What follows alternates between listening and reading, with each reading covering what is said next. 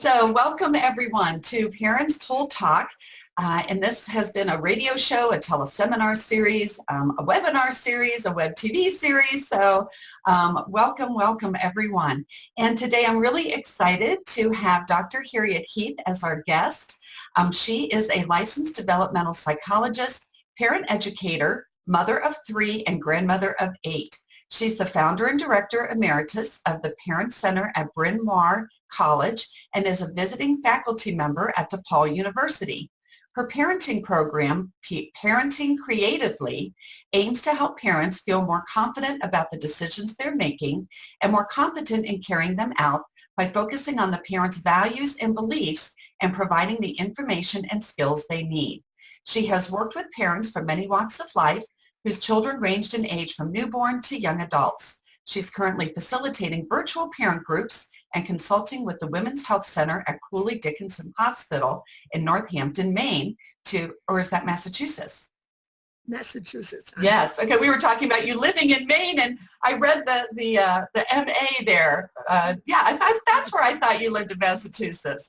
So she's working there to develop a more extensive postpartum parental support program. So welcome, Harriet. I am so excited to reconnect. I'm delighted to be here. Thank you for having me. Yes, Harriet was also on one of my Parents Told Talk radio shows almost 10 years ago. And and today our topic is how to avoid the terrible twos, or how you and your toddler can thrive to make them terrific years instead of the myth of that has to be terrible. So we're going to talk about all kinds of stuff.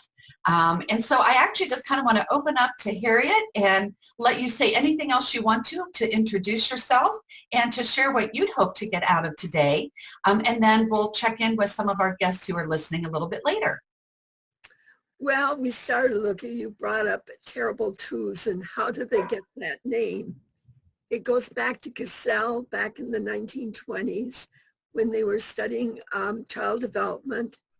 And they sort of categorized. There were the terrible twos, and then there was the wonderful threes and the frustrating fours.